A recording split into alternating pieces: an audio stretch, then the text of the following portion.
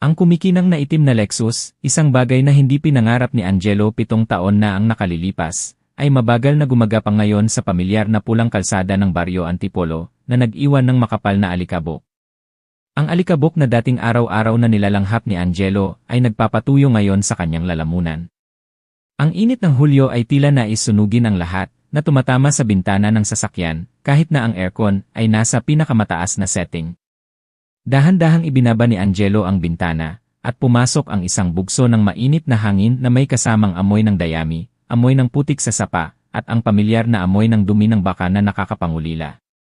Amoy ng kanyang bayan, amoy ng alaala. Nagsimulang mamasa ang kanyang mga mata. 7 buong taon, 7 mahahabang taon, bago niya muling tinapakan ang lugar na ito, ang lugar kung saan siya isinilang, at ang lugar kung saan nakalibing ang kanyang ina na pinagkasalahan niya ng malaki. Ngayon ang ika-7 anibersaryo ng kamatayan ng kanyang ina. Huminto ang sasakyan sa ilalim ng malaking puno ng mangga sa bungad ng baryo, na may malalagong sanga at dahon na tulad pa rin ng dati. Dati, sa ilalim ng punong ito, inukit niya ang kanyang pangalan at ang pangalan ni Isabela sa balat ng puno. Ngayon, marahil ay kumupas na ang ukit na yon sa paglipas ng panahon, tulad ng kanyang pangako. Nagpasya si Angelo na maglakad na lang papasok sa kanilang bahay. Ayaw niyang sirain ng kanyang kakaibang karangyaan ang kapayapaan ng maliit na baryo, at ayaw rin niyang maging usap-usapan.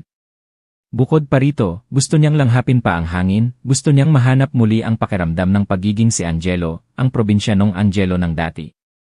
Pagbaba niya ng sasakyan, bahagyang lumubog ang kanyang makintab na sapatos na katad sa malambot na lupa. Aayusin na sana niya ang kanyang kurbata na tila hindi bagay sa mainit na panahon nang bigla siyang natigilan.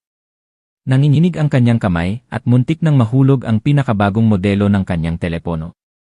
Sa di kalayuan, sa tabi ng sapa na may berdeng lumot kung saan siya palihim na naliligo noong bata pa, isang payat at maliit na anino ang nakayuko, pilit na humihila ng mabibigat na timba ng tubig mula sa sapa. Tumalsik ang tubig at nabasa ang kanyang kupas na blusang kulay kape. Ginamit ng babae ang lahat ng kanyang lakas upang ibuhos ang bawat timba ng tubig sa 2 luma at yuping lata na nakalagay sa isang marupok na pinggan na gawa sa kawayan. Ang dating mahaba at itim na buhok ay sunog na sa araw, tuyo at magaspang, na nakatali ng basta-basta sa likod ng kanyang ulo gamit ang isang lumang lastiko. Ilang hibla ng buhok ang nakalaylay, basa ng pawis, na tumatakip sa kanyang noo na dati niyang hinahangaan. Ang kanyang paglakad ay pajuwang-jewang, ang kanyang mga balikat ay baluktot sa bigat ng mga timba ng tubig, bawat hakbang ay mabagal at mabigat patungo sa sirasirang kubo na nakatayo sa dulo ng sapa. Isabela? Si Isabela ba yon? Bulong ni Angelo, basag ang boses. Tila may bumabarado sa kanyang lalamunan. Ang kanyang puso, ang pusong matagal ng manhid dahil sa mga taon ng pakikibaka sa negosyo, ay biglang kumabog ng malakas, parang libu-libong karayom ang tumutusok dito. Bakit si Isabela? Bakit narito ang asawa ko sa ganitong kalagayan? Ang kubo na yon hindi kaya. Sakto sa sandaling iyon, mula sa madilim at sirasirang kubo, isang boses ng bata ang umalingaw-ngaw, malinaw ngunit mahina, na bumasag sa nakakabinging katahimikan ng tanghali. Inay, pakibilisan po ang pag-igib ng tubig. Natapos ko na pong tagpian ang malaking butas sa kulungan ng manok. Baka makalabas na naman ang mga sisiyo ng baybe. Inay ni. Tila isang malakas na kuryente ang tumama kay Angelo. Nanigas ang buong katawan niya. Tulala siyang nakatingin sa direksyon ng kubo. Isang batang lalaki na mga 6 o 7 taong gulang, maitim at payat na parang tangkay ng damo, na nakasuot lamang ng lumang t-shirt na kupas na at may malaking punit sa balikat, ay nakayuko at gumagamit ng ilang kinakalawang na alambre upang subukang tagpian ang mga butas sa sirang 40 na lambat ng lumang kulungan ng manok. Kahit na marumi ang kanyang mukha, ang mga guhit nito, ang matangos na ilong, ang matigas na noo, ang matatalinong mga mata, ay kamukhang-kamukha niya. Para silang 2 patak ng tubig, para siyang tumitingin sa sarili niyang refleksyon sa salamin 7 taon na ang nakalipas, noong siya ay isang mahirap na batang lalaki sa mismong baryo na ito. Miguel! Miguel!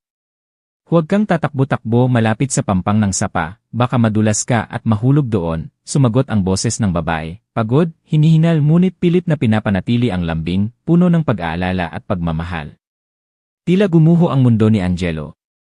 Si Isabela, ang kanyang asawa, ang asawang sa loob ng 7 taon ay inakala niyang namumuhay na ng ibang buhay, marahil ay nakalimutan na siya o maayos na inaalagaan ni Mateo, ang kanyang kapatid-kapatidan. At ang batang iyon, si Miguel, ang kanyang anak, ang anak na hindi niya kailanman nakilala, hindi kailanman nayakap, hindi kailanman narinig na tawagin siyang ama. Bakit sila narito? Bakit sila nakatira sa sira-sira at hamak na kubo na ito? Bakit kailangang magtagpi ng kulungan ng manok, mag-igib ng tubig? Isang matinding kirot na halos ikamatay niya ang pumiga sa dibdib ni Angelo, na kumalat sa buong katawan niya. Naramdaman niyang blangko ang kanyang isipan, at nabibingi ang kanyang mga tainga. Ang kanyang mga binti na dating matatag sa harap ng maraming unos sa negosyo, ay ngayon ay parang gulay, walang lakas. Hindi na siya makatayo ng tuwid. Blag! Napaluhod si Angelo sa gitna ng mainit na pulang kalsada sa ilalim ng nakakapasong sikat ng araw ng Hulyo. Ang kanyang mamahaling Armani suit ay ngayon ay puno ng alikabok, gusot-gusot. Ang mga luha, na akala niya ay matagal nang natuyo, ay ngayon ay sunod-sunod na dumadaloy, mainit, sa kanyang pisngi na nangingitim dahil sa hirap. Ano ba ang ginawa niya sa loob ng 7 taon? Anong kasalanan ang nagawa niya sa mga pinakamamahal niya sa buhay? Siya ay isang masamang asawa, isang iresponsableng ama, isang suwail na anak. Siya ay isang walang kwentang tao, isang walang kwentang tao. Inay, ako napakasuwail ko po sa inyo. May kasalanan po ako sa inyo, sa asawa ko, inay. Itinakip ni Angelo ang kanyang mukha sa kanyang mga palad na magaspang, pilit na tinatago ang kanyang mga hikbi. Ang kanyang malapad at matipunong balikat ng isang matagumpay na bilyonaryo ay ngayon ay nanginginig na parang isang batang pinagagalitan ng walang kasalanan. Hindi siya maglakas loob na itaas ang kanyang ulo, hindi maglakas loob na tumingin sa direksyon ng kubo, lalong hindi maglakas loob na lumapit. Ang matinding sakit, ang huling pagsisisi, ang awa at ang matinding takot ay gumugutay-gutay sa kanyang kaluluwa. Nais niyang bumuka ang lupa upang ilibing ang kahihiyan at kasalanang ito. Patuloy pa rin ang ihip ng hangin, dala ang amoy ng putik sa kanyang ilong. Ang araw ay patuloy pa ring sumisikat ng matindi at malupit. At si Angelo ay nanatiling nakaluhod doon, hindi gumagalaw na parang isang estatwa ng pagsisisi sa gitna ng tanghaling tapat. Naririnig niya ang tawag ni Isabela sa kanyang anak, ang mga yabag ng bata na tumatakbo, ang huni ng mga baybe. Ang lahat ng pamilyar na tunog ng baryo ay ngayon ay parang mga martilyo na pumupukpok sa kanyang konsensya. Makalipas ang mahigit kalahating oras, nang medyo humupa na ang sikat ng araw, dahan-dahang nakatayo si Angelo. Manhid ang kanyang mga binti at umiikot pa rin ang kanyang isipan. Ano ang dapat niyang gawin? Hindi siya maaaring basta na lang lumapit. Wala siyang karapatan. Natatakot siya, natatakot sa tingin ni Isabela, natatakot sa tanong ng kanyang anak. Tumalikod siya, nanginginig na binuksan ang pinto ng sasakyan, halos matumba sa upuan ng driver. Kailangan niya ng isang lugar upang huminahon, upang mag-isip. Hindi niya kayang harapin sila ngayon. Dahan-dahang umandar ang sasakyan, pabalik palabas ng baryo, na nag-iwan ng isang ganap na wasak na si Angelo. Nakahimpil ang sasakyan ni Angelo sa ilalim ng isang puno ng agoho sa gilid ng highway, ilang kilometro mula sa baryo Antipolo. Ipinatong niya ang kanyang ulo sa manibela, pilit na humihinga ng malalim. Ang imahe ni Isabela na nakayuko habang nag-igib ng tubig, ang imahe ni Miguel na nagtatagpi ng kulungan ng manok ay patuloy na bumabagabag sa kanyang isipan, tumatarok sa bawat himaymay ng kanyang laman. Ang nakaraan ay bumalik ng malinaw na parang kahapon lang. 7 taon na ang nakalipas. Isabela, maghintay ka lang sa akin dito ha. Pupunta ako sa Maynila para maghanap ng trabaho, mag-ipon ng kaunting puhunan.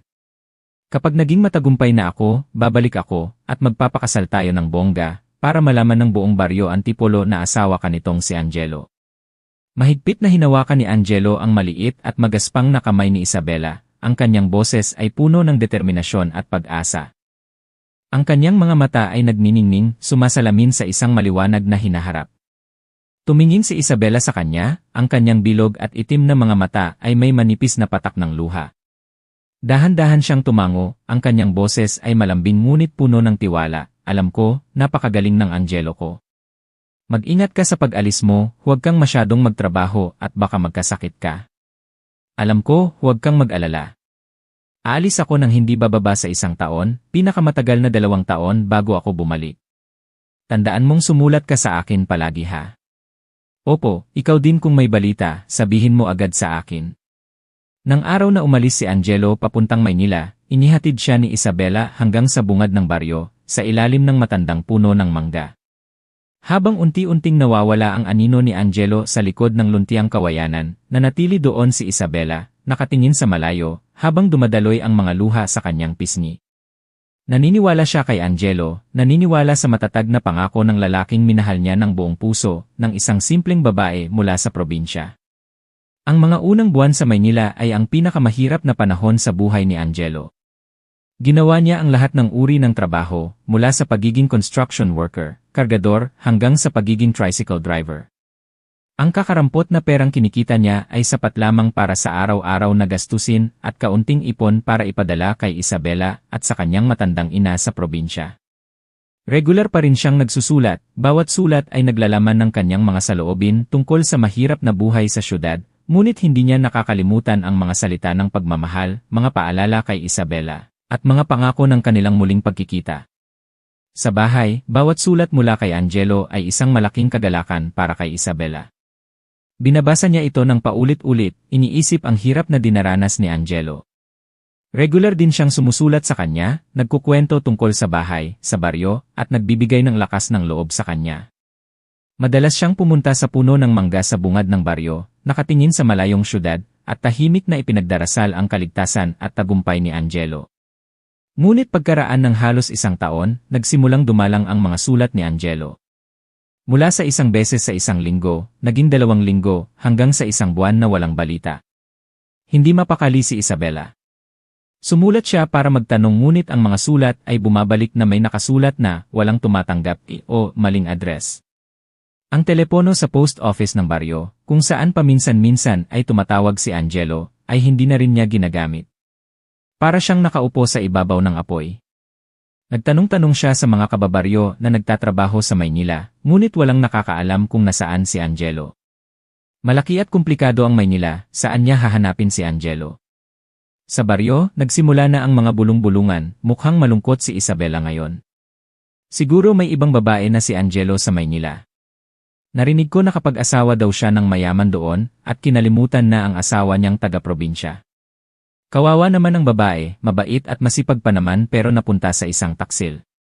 Isang araw, si Mateo, ang matalik na kapatid-kapatidan ni Angelo, na pinagbilinan ni Angelo bago umalis na tulungan ang kanyang ina at si Isabela, ay nagdala ng isang nakakagulat na balita. Ate Isabela, sabi ni Mateo na may malungkot at nag-aalangang mukha, kakarinig ko lang ng balita tungkol kay Kuya Angelo sa Maynila siya may iba na siyang babae, ate. Sinabi niya sa akin na hindi na siya babalik. Pinapasabi niya sa iyo na huwag mo na siyang hintayin. Narinig ni Isabela na parang gumuho ang langit sa kanyang paanan. Hindi siya makapaniwala. Hindi ganoon ang kanyang Angelo. Hindi maaari. Mateo, nagbibiro ka lang, hindi ba? Hindi kayang gawin sa akin yon ni Angelo. Bumuntong hininga si Mateo at umiling, ayoko rin sanang maniwala, Ate Isabela, pero iyon ang totoo. Pinagbilinan niya ako na kung may kailangan ka, sabihin mo lang sa akin, tutulungan kita sa abot ng aking makakaya, bilang natitirang pagtingin. Natulala si Isabela, parang dinurog ang kanyang puso. Walang tigil ang pag-agos ng kanyang mga luha. Paano naging ganito kalupit si Angelo? Ang pangako noon, ang kanilang pag-ibig, lahat ba ay kasinungalingan lamang? Kasabay nito, nalaman ni Isabela na siya ay buntis. Ang sanggol ay bunga ng kanilang pag-ibig ni Angelo. Ngunit ngayon ay naging isang pasanin, isang kahihiyan para sa kanya. Ang ina ni Angelo, si Inay Maria, matapos marinig ang balita ng pagtataksil ng kanyang anak at ang pagbubuntis ng kanyang manugang ng walang asawa, ay tuluyang nanghina. Nagkasakit siya ng malubha at namatay sa sakit at pagkabigo. Bago siya pumikit, hinawakan niya ang kamay ni Isabela at nagbilin, "Anak, pilitin mong palakihin ng maayos ang apo ko." Kahit na masama ang ugali ni Angelo, dugo pa rin ng pamilyang ito ang bata. Sa araw ng libing ng kanyang biyenan, si Isabela, na buntis, ay umiyak ng husto sa tabi ng kabaong. Naramdaman niyang may kasalanan siya sa kanyang biyenan, may kasalanan kay Angelo, kahit na siya ang nagtaksil sa kanya. Hindi niya alam kung ano ang gagawin, ang hinaharap ay malabo. Sa kasalukuyan, malakas na sinuntok ni Angelo ang manibela. Walang hiya. Isa kang walang hiyang tao, Angelo. Hindi niya inasahan na ang kanyang pagkawala ng komunikasyon ay magdudulot ng ganito kalaking trahedya. Ano ba ang iniisip niya noon? Bakit hindi na siya nakipag-ugnayan? Nga pala, pagkatapos ng 1 taon ng hirap sa pagtatrabaho, naloko siya at nawala ang lahat ng kanyang naipon. Dahil sa pagkabigo at kahihiyan dahil hindi natupad ang kanyang pangako, nagtrabaho siya na parang baliw, pilit na nagsimula muli. Lumipat siya ng tirahan, palipat-lipat ng trabaho. Nagpadala rin siya ng ilang sulat sa address ni Mateo, pinakiusapan si Mateo na ibigay kay Isabela at sa kanyang ina, ngunit walang natanggap na sagot. Inisip niya na marahil ay galit sa kanya si Isabela, o ayaw ng kanyang ina na tumanggap ng sulat mula sa isang bigong anak.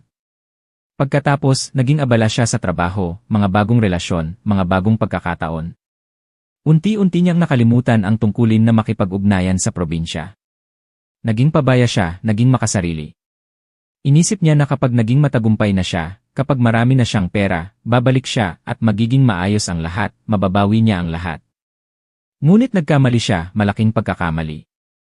Matapos ang isang mahabang pakikibaka sa masasakit na alaala, nagpasya si Angelo na bumalik sa baryo.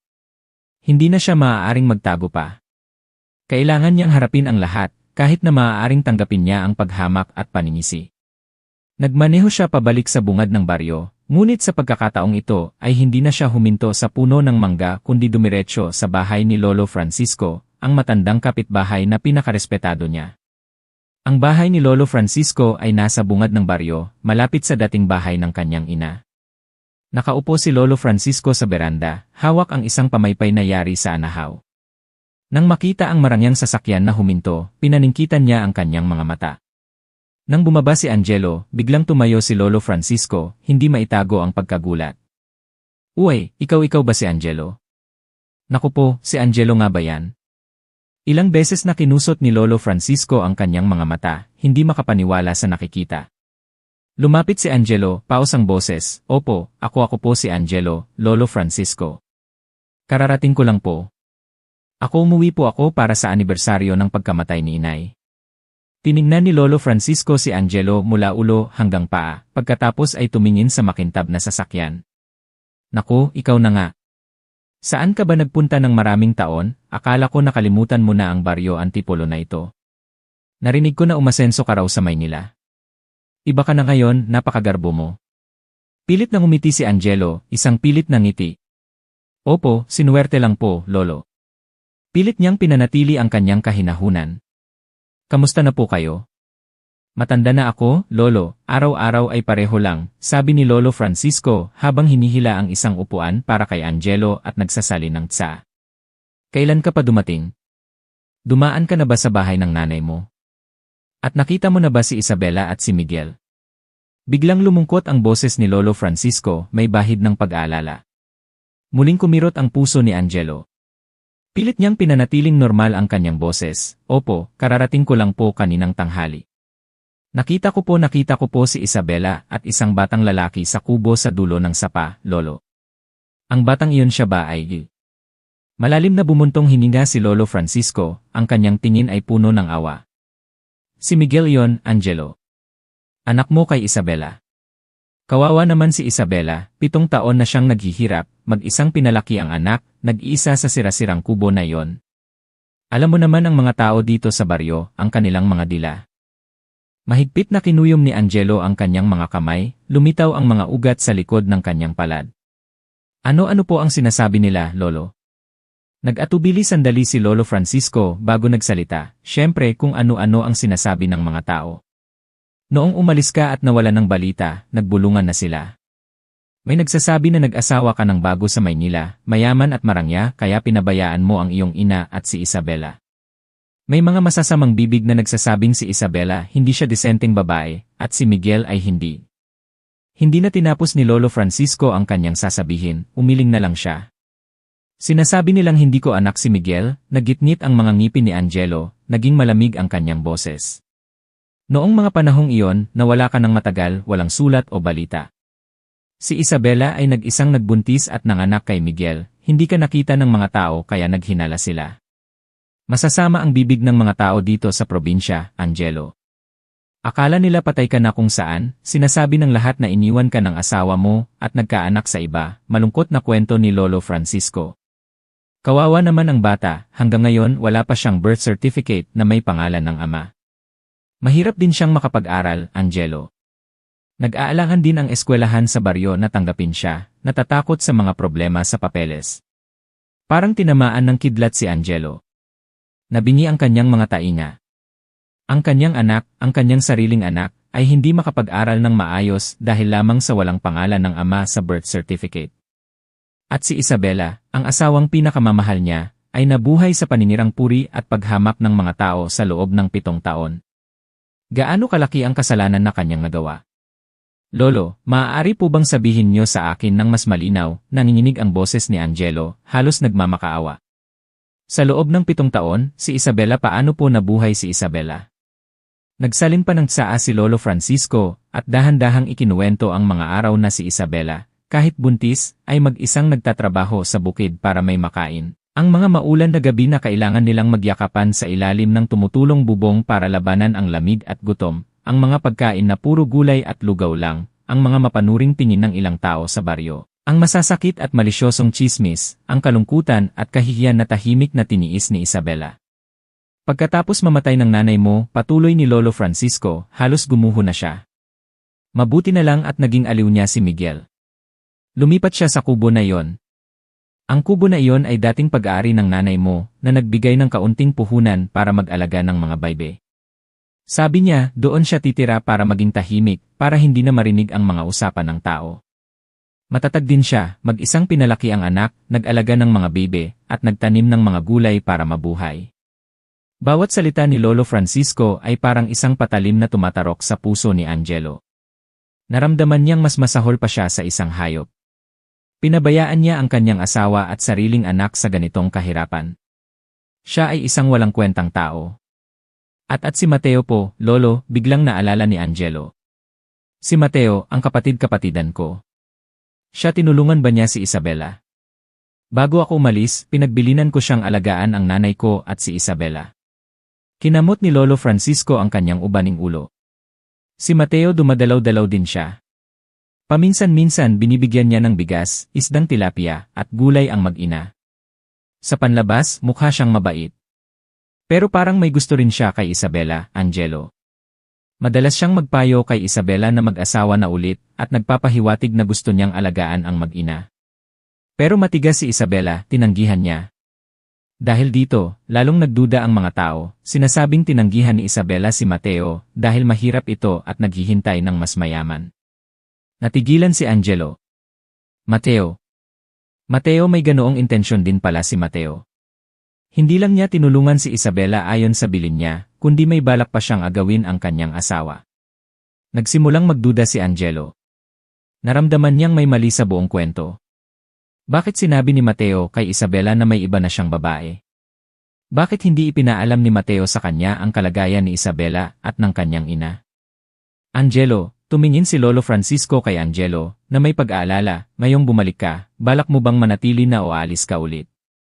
Tumingin si Angelo sa bakuran sa harap ng bahay ni Lolo Francisco, ang kanyang mga mata ay determinado.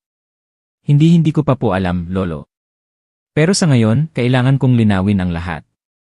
Hindi ko maaaring hayaang mabuhay ang asawa't anak ko ng ganito. Pagkasabi nito, tumayo siya, nagpasalamat kay Lolo Francisco at nagpaalam. Kailangan niyang mag-isip, kailangan niyang mag-imbestiga pa. At kailangan niyang makipagkita muli kay Mateo. Dumidilim na at biglang bumuhos ang malakas na ulan ng tag-araw.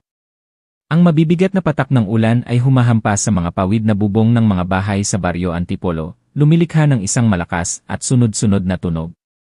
Nakatayo si Angelo sa ilalim ng silong ng isang abandonadong bodega, hindi kalayuan sa kubo ni Isabela. Mula rito, nakikita niya ang aandap-andap na ilaw ng gasera na nagmumula sa siwang ng pinto ng kubo. Ang kanyang puso ay mabigat na parang may bato. Halos 1 oras na siyang naroon, mula pa noong magdidilim.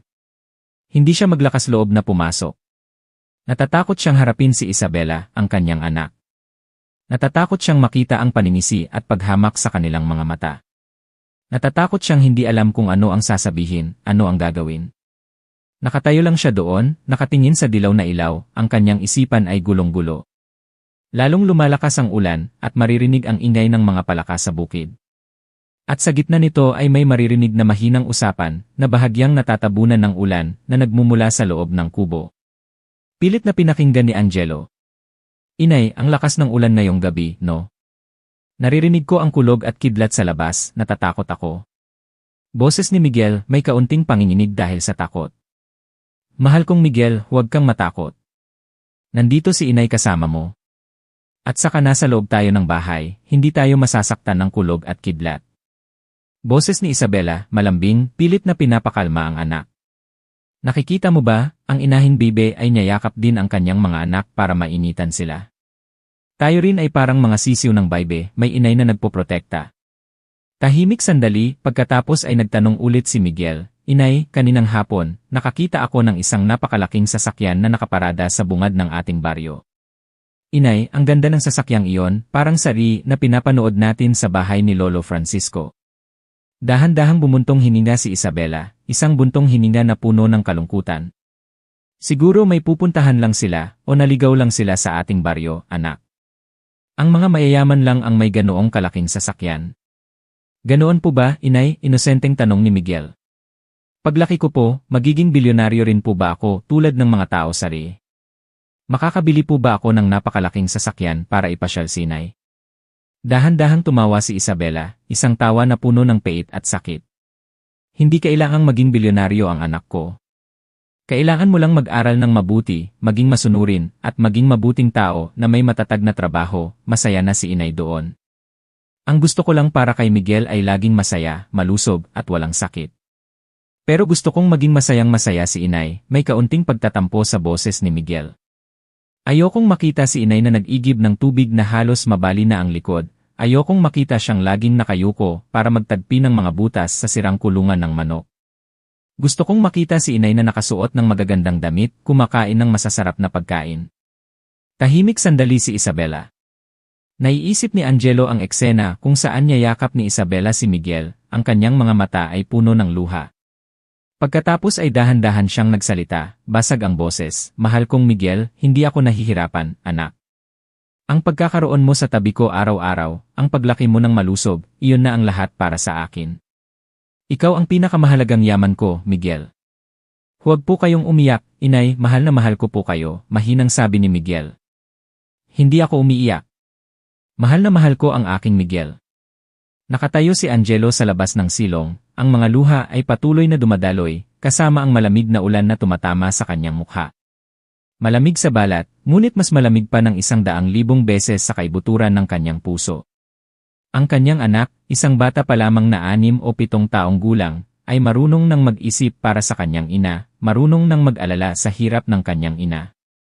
At siya, isang ama, isang asawa, ano ang nagawa niya para sa kanila? Bukod sa pag-abandona sa kanila, pagtulak sa kanila sa kahirapan. Wala siyang nagawa. Siya ay isang masamang ama, isang walang konsensyang asawa. Gusto niyang tumakbo agad doon, yakapin ang kanyang asawa't anak, sabihin sa kanila na bumalik na siya, na babawiin niya ang lahat ng kanyang pagkakamali. Ngunit ang kanyang mga binti ay parang ipinako sa lupa, hindi makagalaw. Ang bigat ng kasalanan ay napakalaki, napakabigat, na hindi niya kayang harapin. Nang gabing iyon, hindi umuwi si Angelo sa bahay ni Lolo Francisco. Nanatili siyang nakatayo na parang estatwa sa ilalim ng silong ng abandonadong bodega, sa gitna ng ulan at lamig.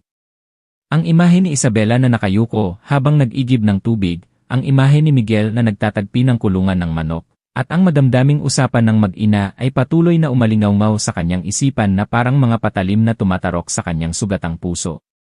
Kailangan niyang gumawa ng isang bagay, hindi niya maaaring hayaang magpatuloy ang kanyang asawa't anak sa ganitong kahirapan at kahihiyan. Kailangan niyang makuha sila pabalik sa anumang paraan.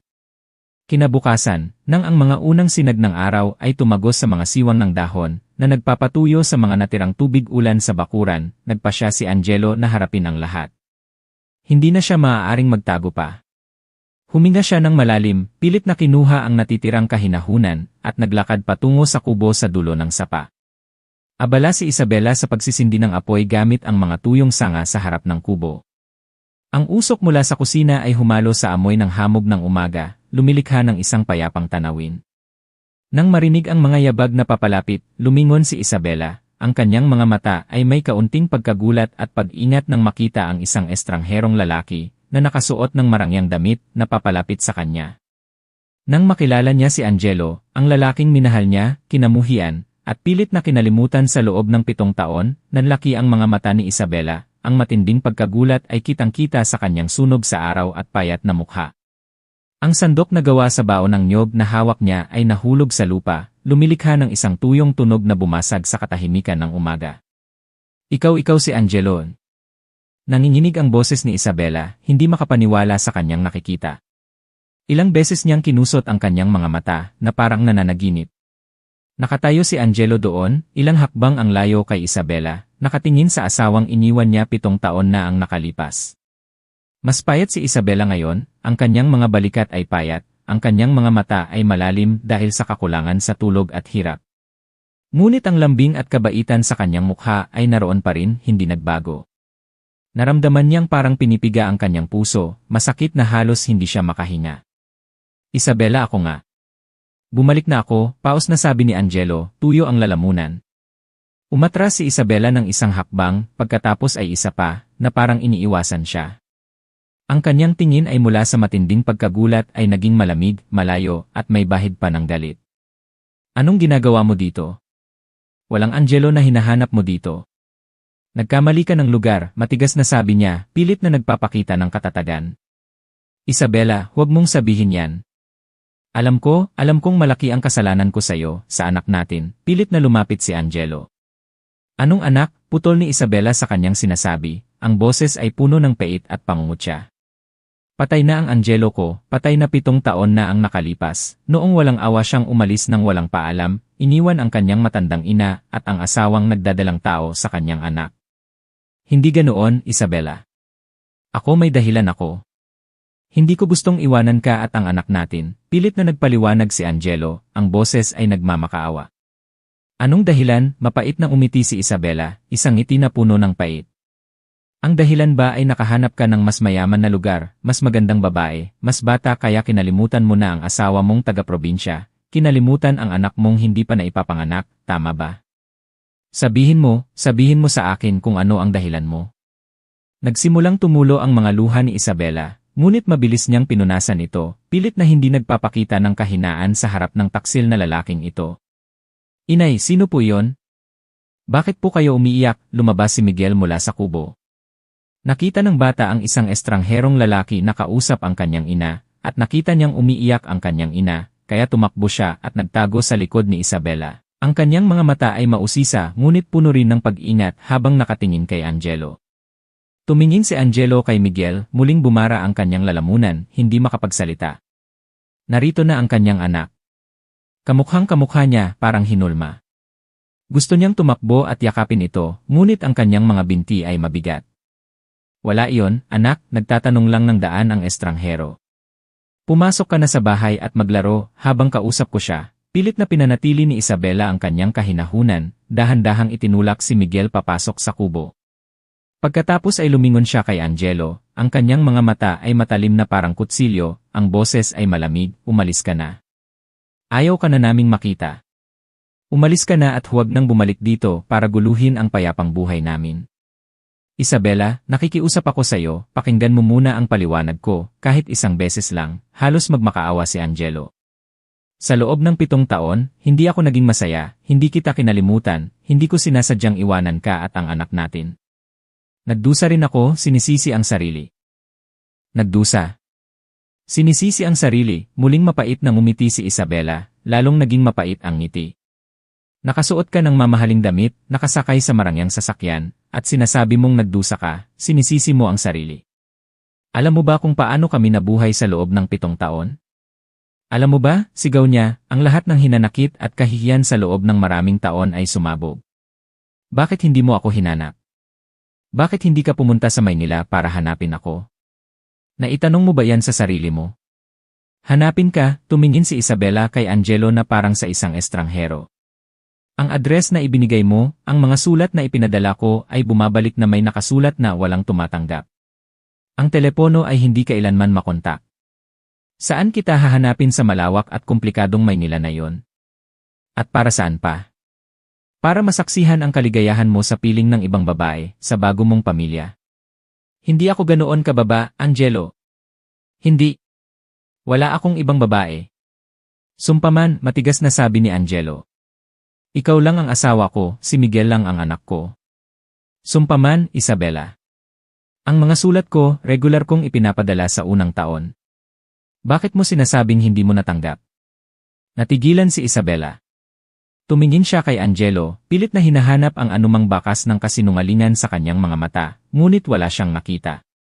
Sinasabi mo nagpadala ka ng sulat sa akin, may pagdududa sa kanyang boses. Sigurado. Nagpadala pa ako ng pera para sa iyo at kay inay. Hindi ako nagsisinungaling sa iyo, muling tiniyak ni Angelo.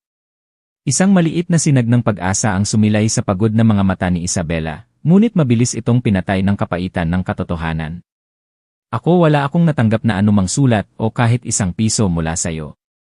Sa loob ng 7 taon, walang anumang balita. Nagulat si Angelo, nagbago ang kulay ng kanyang mukha. Paano nangyari yon? Pinakiusapan ko si Mateo, pinakiusapan ko siyang ibigay sa iyo at kay inay. Si Mateo, ang kapatid-kapatidan ko, pinagkakatiwalaan ko siya.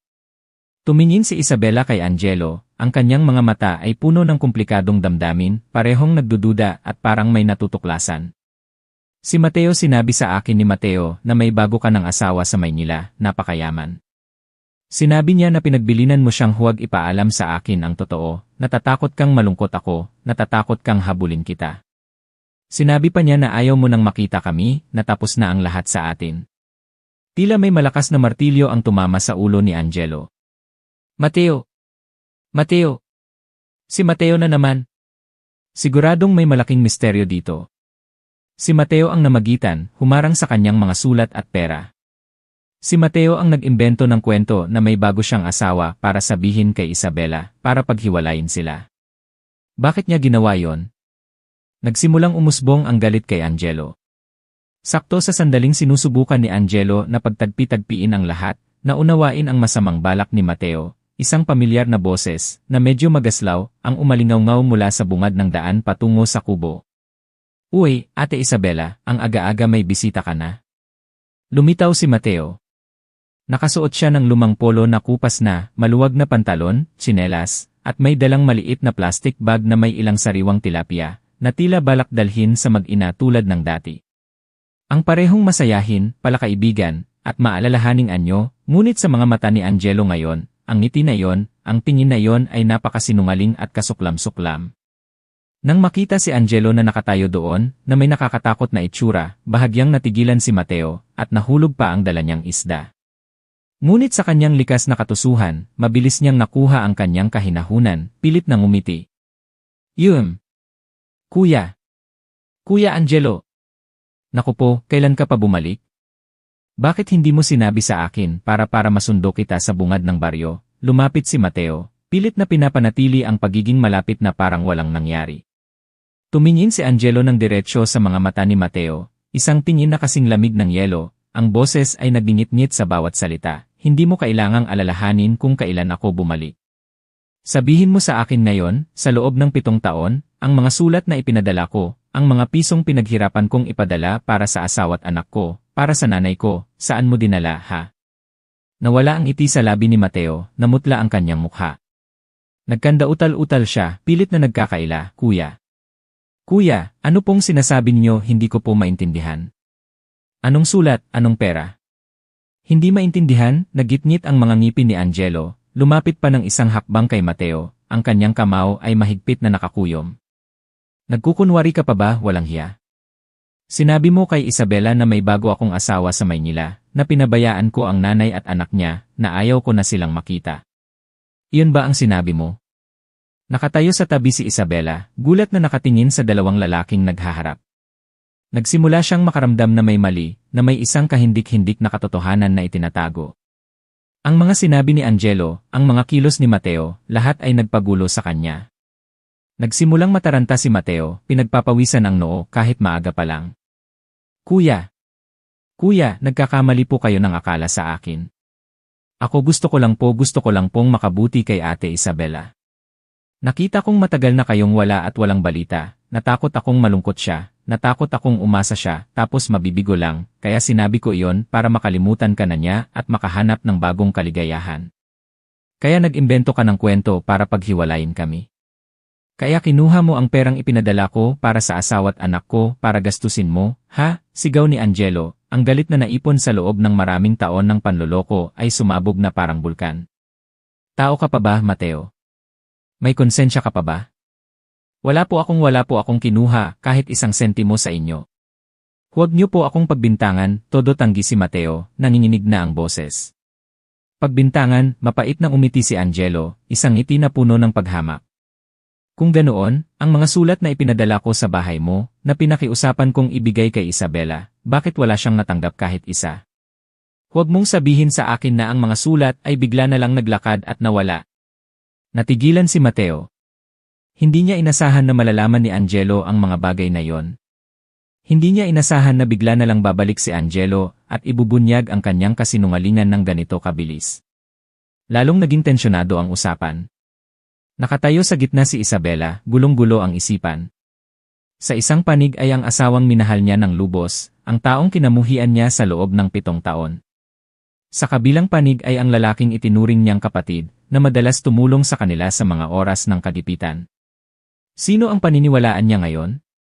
Kuya Angelo, pilit na pinanatili ni Mateo ang natitirang kahinahunan, ang boses ay naging nagmamakaawa, nakaraan na yon, bakit pa natin babalikan para lang malungkot pa? Ngayong mayaman ka na, bakit ka pa bumalik dito? Tahimik na ang buhay nila, huwag ka nang manggulo pa. Sinadya niyang bigyang diin ang salitang tahimik bilang isang hamon. Tahimik, tumingin si Angelo kay Mateo na parang gusto siyang kainin ng buhay. Tinatawag mong tahimik ang buhay ng mag-ina sa sirasirang kubo na ito, na tumutulo sa lahat ng dako. Tinatawag mong tahimik ang katotohanang ang anak ko ay walang birth certificate na may pangalan ng ama, hindi makapag-aral ng maayos tulad ng ibang bata. May natitira ka pa bang pagkatao, Mateo? Natahimik si Mateo, namutla ang mukha, hindi na makapagsalita para magtanggol. Alam niyang nabunyag na ang lahat ng kanyang kasinungalingan. Lumingon si Angelo kay Isabela, lumambot ang kanyang boses, ang kanyang mga mata ay puno ng pagsisisi at katapatan. Isabela, maniwala ka sa akin. Hindi ko kayo pinabayaan. Wala akong ibang babae. Lahat-lahat ay kagagawa nitong si Mateo, nitong walang hiyang kaibigan ko. Niloko niya tayong dalawa. Tumingin si Isabela kay Angelo, pagkatapos ay tumingin kay Mateo na nakayuko. Muling dumaloy ang mga luha sa kanyang pisngi. Hindi na niya alam kung ano ang gagawin. Sa loob ng maraming taon, nabuhay siya sa maling akala, sa galit sa isang taksil na asawa. Ngayon, unti-unting nabubunyag ang katotohanan, ngunit ito ay napakasakit, napakalupit. Ang taong pinagkatiwalaan niya, ang taong pinagkakautangan niya ng loob, ay siya palang nagtulak sa kanyang pamilya sa trahedya. Matapos ang mainit na paghaharap kay Mateo sa kubo, naramdaman ni Angelo na gulong-gulo pa rin ang kanyang isipan. Kailangan niyang linawin pa ang tunay na pagkatao ni Mateo, kailangan pa ng mga ebidensya para lubusang maniwala sa kanya si Isabela. Nagpunta siya sa bahay ni Lolo Francisco, ang nag-iisang tao sa baryo na mapagkakatiwalaan at mahihingan niya ng tulong sa sandaling ito. Lolo Francisco, umupo si Angelo sa marupok na silyang kawayan sa harap ng beranda ni Lolo Francisco, ang kanyang boses ay nanginginig pa rin sa galit, nais ko pong magtanong ng isang bagay. Ang pakikitungo po ba ni Mateo sa mag-ina ni Isabela ay kasing buti ng kanyang ipinapakita? Mayroon po bang pagkakataon na siniraan niya ako kay Isabela o nagsabi ng mga hindi totoong bagay tungkol sa akin, Lolo? Nag-isip sandali si Lolo Francisco, tumingin kay Angelo na may pag-aalala. Nagsalin siya ng isa pang tasa ng mainit na tsaa para kay Angelo bago dahan-dahang nagsalita. Angelo, mahirap para sa akin na sabihin ito. Si Mateo ay malayong pamangkin ko. Ngunit dahil nagtanong ka, sasabihin ko ang totoo. Sa panlabas, si Mateo ay nagpapakita ng pag-aalala at pagtulong sa mag-ina ni Isabela. Sinumang makakita ay pupurihin siya bilang isang mabuting tao na may utang na loob. Ngunit matagal na rin akong nabubuhay at bihirang magkamali sa pagkilala ng tao. Huminto si Lolo Francisco, uminom ng tsaa at nagpatuloy, marami na rin akong naririnig na hindi magandang bagay tungkol sa kanya. Madalas niyang sabihin kay Isabela na mayaman ka na sa Maynila, may magandang asawa't anak, at kinalimutan mo na ang lahat sa probinsya, hindi mo na naalala ang iyong asawa't anak dito. Pinayuhan pa niya si Isabela na mag-asawa na ulit, humanap ng ibang lalaki na masasandalan para hindi na maghirap. Sabi niya, mahal na mahal niya ang mag-ina ni Isabela, gusto niyang alagaan sila habang buhay. Siya, sinabi niya ba talaga yon, Lolo? Mahigpit na kinuyom ni Angelo ang kanyang mga kamay, namuti ang kanyang mga buko. Muling sumiklab ang galit sa kanya. Totoo yon, Angelo, tiniyak ni Lolo Francisco. Minsan, hindi sinasadyang narinig ko siyang nakikipag-usap sa ilang tsismosang babae sa baryo. Ikinuwento niya na ang mga sulat na ipinadala mo, naawa siya kay Isabela, natakot siyang mabasa niya ang mga sulat at malungkot, umasa tapos mabibigo lang, kaya itinago niya ang lahat, walang ibinigay na sulat kay Isabela. Sabi niya, ginawa niya yon para sa ikabubuti ni Isabela, para makalimutan ka na niya. Nakakainis pakinggan ang kanyang pagkukunwari, Angelo, umiling si Lolo Francisco, ang kanyang mukha ay puno ng pagkabigo. Mukhang gusto niyang makuha ang loob ni Isabela, gusto niyang pakasalan si Isabela. Siguro inisip niyang hindi ka nababalik kaya gusto niyang angkinin si Isabela. Ngunit si Isabela ay matatag, tapat. Tinanggihan niya si Mateo, sinabing sa buong buhay niya, ikaw lang ang asawa niya, kahit gaano ka pa kasama sa kanya. Nang marinig ito, wala nang duda si Angelo. Malinaw na ang lahat kasing liwanag ng araw.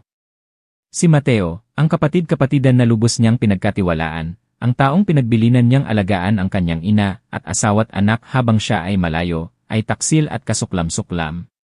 Hindi lang niya itinago ang mga sulat at kinuha ang perang ipinadala niya, kundi sinadya pa niyang mag-imbento ng kwento, magpakalat ng maling balita para paghiwalayin sila, na may isang hindi mapapatawad na masamang balak, angkinin si Isabela, angkinin ang asawang mahal niya.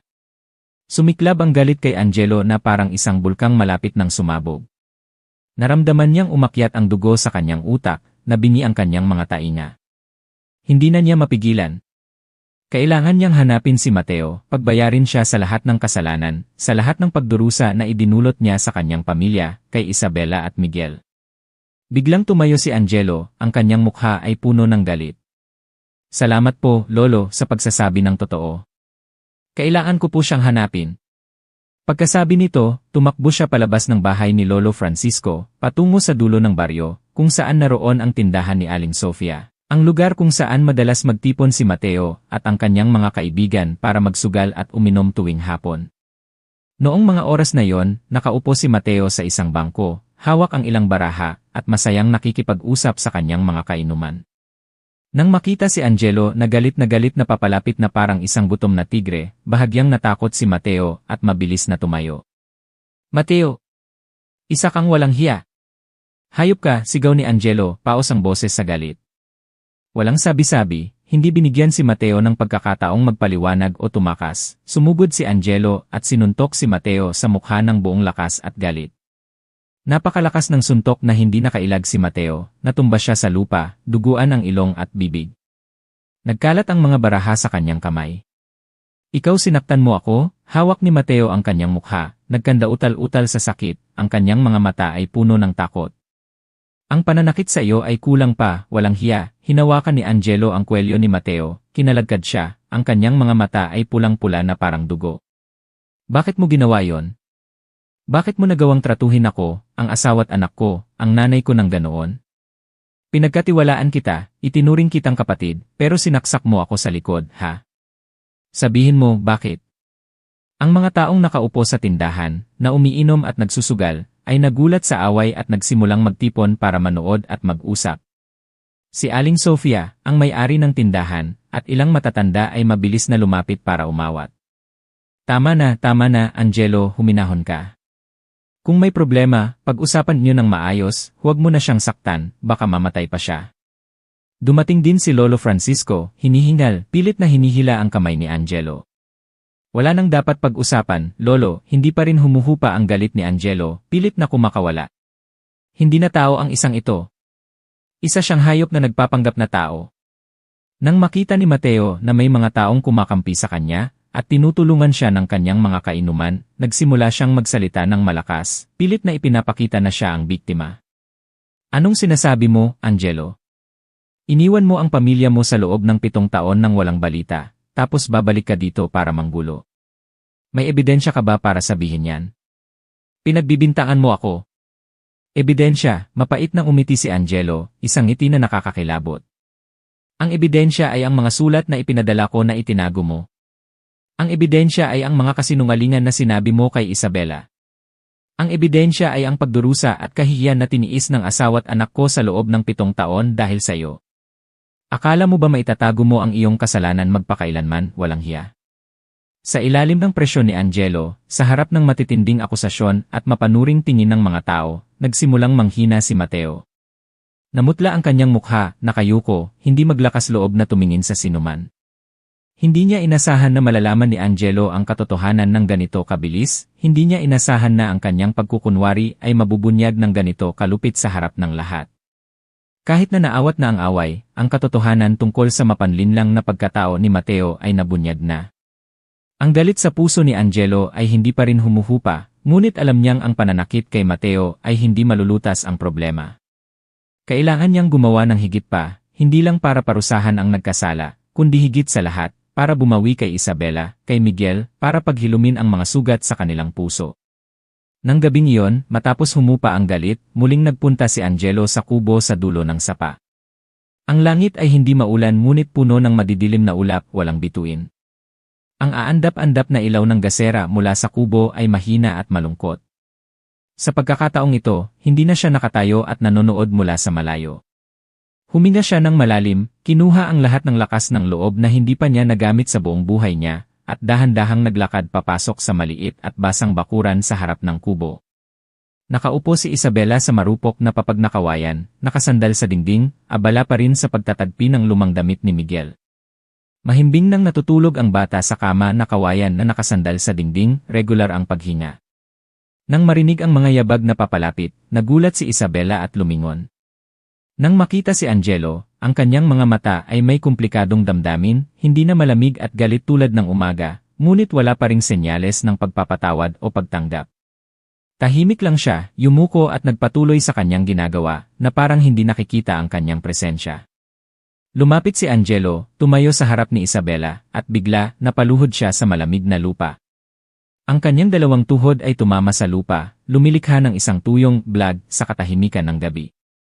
Natigilan si Isabela, ang kanyang mga kamay na may hawak na karayom at sinulid ay huminto. Tumingin siya kay Angelo na nakaluhod sa harap niya, hindi makapaniwala. Ang lalaking dating malakas, mayabang, ang lalaking inakala niyang hindi kailanman susuko sa sinuman, ay ngayon ay nakaluhod sa harap niya, isang babaeng taga-probinsya, mahirap. Muling nagsimulang tumulo ang kanyang mga luha, hindi na mapigilan. Ano? Anong ginagawa mo? Tumayo ka, nanginginig ang boses ni Isabela, may kaunting pagkataranta. Isabela, patawarin mo ako, lumingon si Angelo, tumingin ng diretsyo sa mga mata ni Isabela, ang kanyang boses ay paos, puno ng pagsisisi at sakit. Patawarin mo ako at ang ating anak. 1,000 beses na paghingi ng tawad, 10,000 beses na paghingi ng tawad. Lahat-lahat ay kasalanan ko. Naging napakatanga ko, masyadong nagtiwala, naging pabaya, makasarili. Nagdulot ako ng napakaraming sakit, napakaraming kahihiyan sa inyo. Ako dapat akong parusahan, dapat akong isumpa. Tumayo ka na ni. Sabi ni Isabela, medyo basag ang boses. Nakaraan na yon, kahit anong sabihin mo ngayon, wala nang magbabago. Pilit siyang nagpakatatag, ngunit ang kanyang puso ay gulong-gulo. Hindi, Isabela. Hindi ako tatayo hanggat hindi mo ako at ang ating anak pinapatawad, umiling si Angelo, determinado ang boses. Alam kong huli na ang paghingi ng tawad na ito, hindi nito mabubura ang lahat ng sakit, ang lahat ng pagkawala na tiniis ninyo sa loob ng 7 taon. Ngunit taos puso akong humihingi ng isang pagkakataon. Isang pagkakataon para makabawi, para makapagsimula muli, para maging isang mabuting asawa, isang responsableng ama. Tumingin si Angelo kay Isabela, ang kanyang mga mata ay taos puso, nagmamakaawa, puno ng maliit na pag-asa. Tahimik si Isabela. Ang kanyang isipan ay gulong-gulo. Sa loob ng 7 taon, tiniis niya ang napakaraming kapaitan at kahihiyan. Ang sakit, ang galit ay halos naging manhid na sa kanyang puso. Ngunit sa kaibuturan ng kanyang puso, sa isang sulok, ang pag-ibig para kay Angelo, ang una at nag-iisang lalaki sa kanyang buhay, ay hindi kailanman tuluyang nawala. Naalala niya ang mga masasayang araw na kasama niya, ang matatamis na pangako, ang mapagmahal na tingin niya. Naalala rin niya ang mga mahahabang gabi ng kalungkutan, yakap ang kanyang anak habang tahimik na umiiyak dahil sa pangungulila at galit sa kanya. Sakto sa sandaling iyon, mula sa likod ng manipis na dingding na kawayan na naghihiwalay sa sala at sa labas, isang boses na bata, na inaantok, ang umalingaw-ngaw, "Inay, sino po iyon? Bakit po kayo umiiyak na naman?" Nagising si Miguel. Marahil ay nagising siya sa usapan nina Angelo at Isabela. Kinusot niya ang kanyang mga mata na inaantok pa, nagtatakang nakatingin sa estrangherong lalaki na nakaluhod sa harap ng kanyang ina, pagkatapos ay tumingin sa kanyang inang umiiyak. Lumingon si Angelo kay Miguel, parang naninikip ang kanyang dibdib. Ito ang kanyang anak, ang anak na hindi pa niya nakakarga, hindi pa narinig na tawagin siyang ama. Naramdaman niyang namasa ang kanyang mga mata. "Miguel anak, Nagkandautal-utal si Angelo, hindi alam kung ano ang sasabihin sa kanyang anak sa ganitong sitwasyon. Naramdaman niyang napakasama niya. Mabilis na pinunasan ni Isabela ang kanyang mga luha, pilit nang umiti at niyakap si Miguel. "Wala yon, anak ko. Itong tiyo kaibigan ko lang siya. Ako natuwa lang ako kaya ako umiiyak. Matulog ka na ulit, anak." Ang mga mata ni Miguel ay hindi umalis kay Angelo, may kaunting pagkausisa, kaunting takot, at kaunting pagkalito. Hindi pa niya nakita ang kanyang ina na umiyak ng ganito karami, at hindi pa siya nakakita ng isang lalaking nakaluhod sa harap ng kanyang ina. Tumingin si Angelo kay Isabela, ang kanyang mga mata ay puno ng pagmamakaawa at pag-asa. "Isabela, bigyan mo ako ng isang pagkakataon, pwede ba? Isang pagkakataon lang. Hayaan mo akong manatili dito, malapit sa inyo, alagaan kayo. Gagawin ko ang lahat, anumang bagay, para lang makabawi sa mga kasalanan ko. Nakikiusap ako sa iyo, Isabela." Tahimik pa rin si Isabela. Tumingin siya kay Angelo, pagkatapos ay tumingin kay Miguel na nakasubsob sa kanyang dibdib. Gulong-gulo ang kanyang isipan. Kailangan niya ng oras. Kailangan niyang mag-isip ng mabuti. Ang sugat sa puso sa loob ng 7 taon ay hindi madaling maghilom sa isang iglap. Ang pagtataksil, sinadyaman o hindi, ay nag-iwan ng napakalalim na peklat. Sa mga sumunod na araw, hindi umalis si Angelo sa Baryo Antipolo. Hindi siya bumalik sa maunlad na Maynila, hindi niya inasikaso ang mga bilyong pisong trabaho na naghihintay sa kanya. Umupa siya ng isang maliit na bakanting bahay sa dulo ng baryo, hindi kalayuan sa kubo ni Isabela. Araw-araw, regular siyang dumadalaw sa kubo, hindi para humingi ng tawad kay Isabela, kundi para tahimik na gawin ang lahat ng makakaya niya para tulungan si Isabela at subukang makipagkilala kay Miguel. Sa simula, nanatiling malamig at malayo ang pakikitungo ni Isabela. Hindi niya kinakausap si Angelo, at hindi rin niya pinipigilan sa anumang ginagawa nito. Itinuring niya siyang parang hangin. Ngunit hindi sumuko si Angelo. Alam niyang napakalaki ng kanyang pagkakamali, at kailangan ng oras at pasensya para ayusin ito. Si Miguel naman, sa simula ay mahiyain at takot kay Angelo. Sa tuwing nakikita niya si Angelo, mabilis siyang tumatakbo at nagtatago sa likod ng kanyang ina, paminsan-minsan lang sumisilip sa estrangherong lalaki na matangkad na parehong kinausisa at kinatatakutan niya. Hindi rin nagmamadali si Angelo, hindi niya pinilit si Miguel na lumapit sa kanya. Naging matyaga siya, nagsimula sa pinakamaliit na bagay. Nakita niyang sira-sira na ang kulungan ng mga bebe, maraming butas, kaya tahimik siyang bumili ng yero, kawayan, at kahoy para ayusin ito. Nakita niyang baluktot at bulok na ang mga poste ng bakod sa paligid ng kulungan ng mga bebe, kaya pumutol siya ng kawayan para patibayin ito. Nakita niyang kailangan pa ring mag-igib ni Isabela ng tubig mula sa sapa, kaya bumili siya ng maliit na water pump na degasolina, maingat na inilagay at tinuruan si Isabela kung paano gamitin. Tinulungan niya si Isabela na magsibak ng kahoy, maglinis ng kulungan ng mga baybe, at magbungkal ng lupa para magtanim pa ng gulay. Ginawa niya ang lahat ng tahimik, walang anumang pagyayabang o paghingi ng kapalit. Unti-unti, nagsimulang hindi na matakot si Miguel kay Angelo. Nakita ng bata na hindi naman pala nakakatakot ang lalaking ito. Madalas siyang gumawa ng mga bagay na nakakatulong sa kanyang ina, at madalas pa siyang ngumiti sa kanya ng malambing. Isang araw, habang nakaupo si Angelo at nag-ukit ng ilang piraso ng kawayan para gumawa ng maliit na kulungan ng ibon, dahan-dahang lumapit si Miguel. "Tiyo, ano po ang ginagawa ninyo?" mahinang tanong ni Miguel. Lumingon si Angelo, ngumiti ng malambing. Gumagawa ako ng kulungan ng ibon para sa mga maya sa hardin." "Mahilig ka ba sa mga ibon?" Tumango si Miguel. "Opo, pero hindi po ako marunong humuli. Bukas, kapag natapos ko na ang bitad, sabay tayong manghuli ng ibon." Tapos ilalagay natin sa kulungan na ito para kumanta sila araw-araw, masaya yon, sabi ni Angelo, ang boses ay puno ng pagmamahal. Mula noon, naging mas matapang na si Miguel. Madalas siyang sumusunod kay Angelo, pinapanood siyang magtrabaho, at paminsan-minsan ay nagtatanong ng kung ano-anong bagay. Matyaga ring sinasagot ni Angelo ang bawat inosenteng tanong ni Miguel, at nakikipaglaro sa kanya ng mga larong bata na dati niyang nilalaro noong bata pa siya, pagpapalipad ng saranggolang papel, paggawa ng trumpo, paglalaro ng holen, at tumbang preso. Tinuruan niya si Miguel na magbasa, magbilang. Ikinuwento niya kay Miguel ang mga kwentong bayan, mga kwento tungkol sa malawak na mundo sa labas. Isang hapon, habang nakaupo sila sa tabi ng sapa, ginawa ni Angelo si Miguel ng isang saranggola gamit ang lumang dyaryo at ilang piraso ng kawayan. Maingat niyang itinali ang PC at sabay silang tumakbo sa bukid sa likod ng baryo para magpalipad ng saranggola. Ang saranggola ay lumipad ng mataas, sumasayaw sa gitna ng asul na kalangitan. Sumigaw si Miguel sa tuwa, ang kanyang ngiti ay nagniningning. Tio Angelo, bakit po ang taas lumipad ng saranggolan niyo? Mas mataas pa po sa saranggola ng mga kaibigan ko sa baryo, sabi ni Miguel habang tumatakbo at nakatingin sa saranggola, ang kanyang boses ay puno ng paghanga. Kasi ginawa kong matibay ang balangkas ng saranggola, at alam ko kung paano salubungin ang hangin, anak, ngumiti si Angelo, nakatingin kay Miguel na may mapagmahal at mainit na tingin. Ang buhay ay parang pagpapalipad ng saranggola, anak. Kung gusto mong lumipad ng mataas, kailangan mo ng matatag na pundasyon, kailangan mong samantalahin ang mga pagkakataon, at ang pinakamahalaga, kailangan mo ng gabay.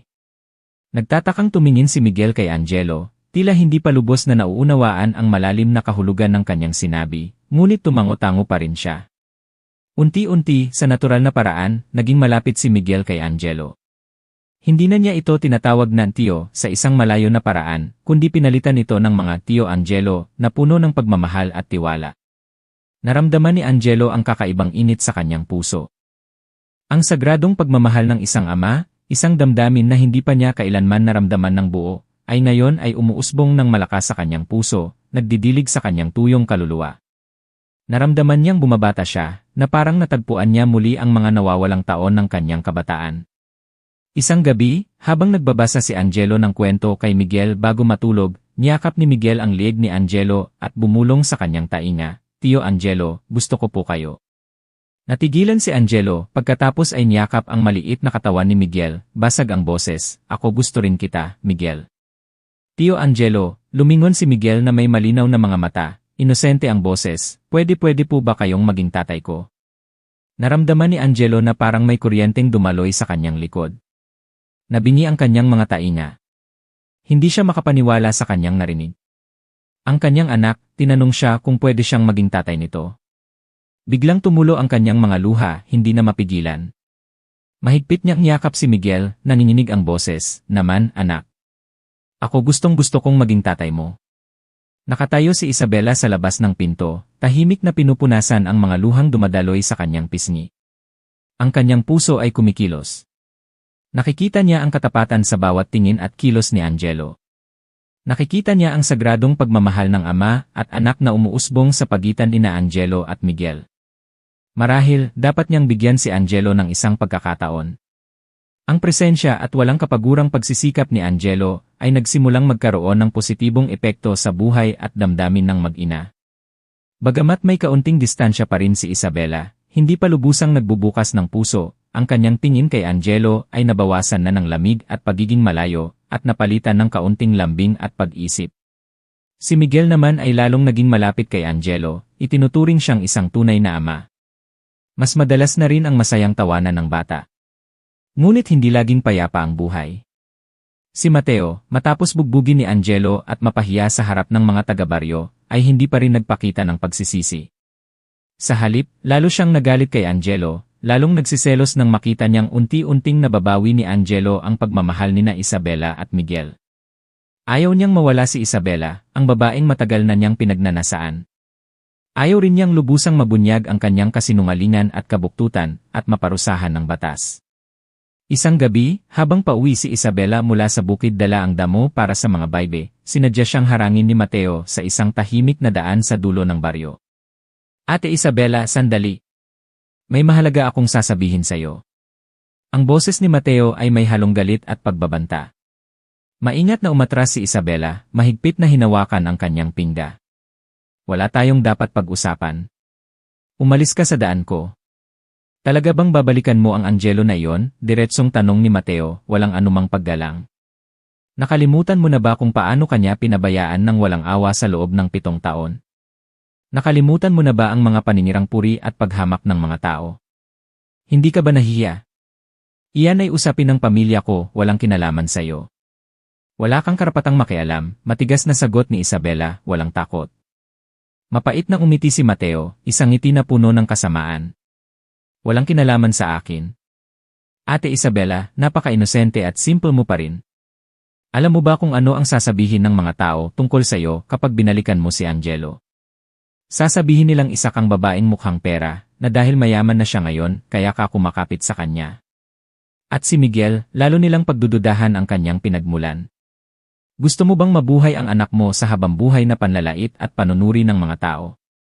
Ano-ano ang gusto mong sabihin? Nagsimulang makaramdam ng kaba si Isabela, nanginginig ang kanyang boses.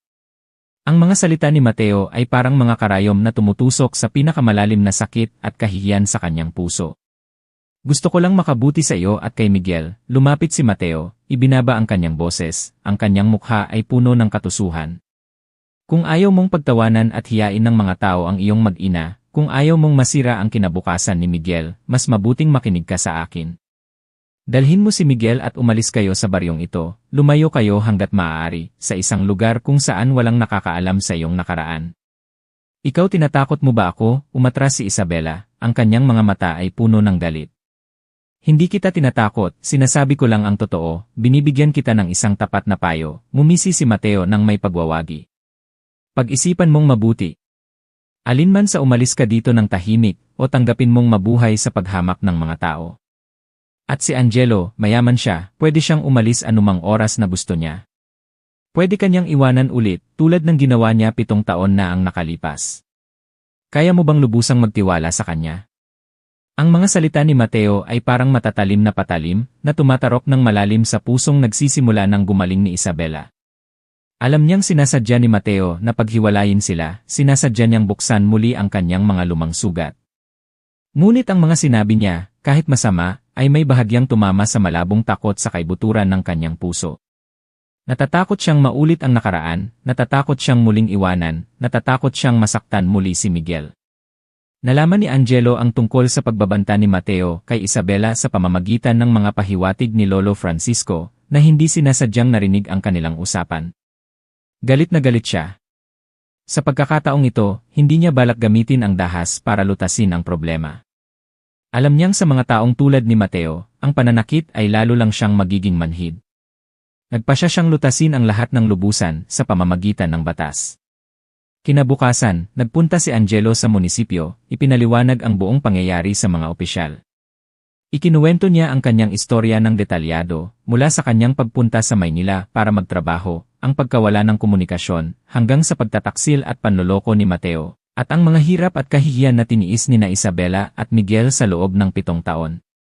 Nagbigay din siya ng mga ebidensya tungkol sa pagtatago ni Mateo ng mga sulat at pagkuha ng perang ipinadala niya, at isinumbong din ang pananakot at paninirang puri ni Mateo kay Isabela.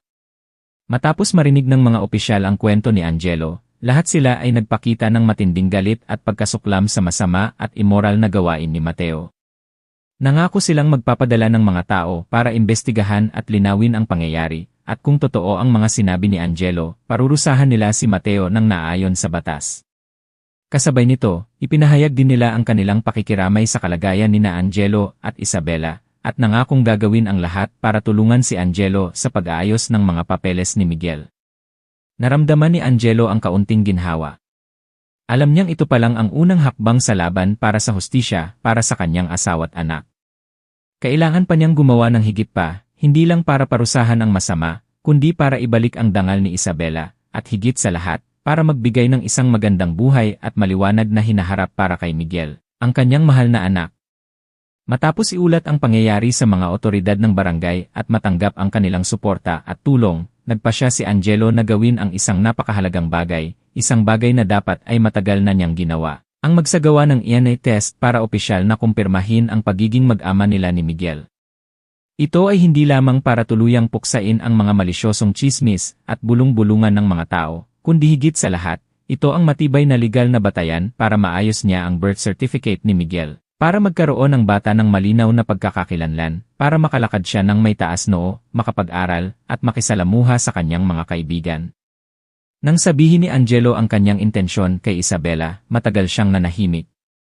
Ang kanyang mga mata ay nakatingin sa malayo, puno ng mga saloobin at damdamin. Pagkatapos ay dahan-dahan siyang tumango, medyo nanginginig ang boses, sige gawin mo. Iyon din ang gusto ko. Gusto kong magkaroon ng ama ang anak ko, isang disenteng pangalan ng ama sa kanyang birth certificate.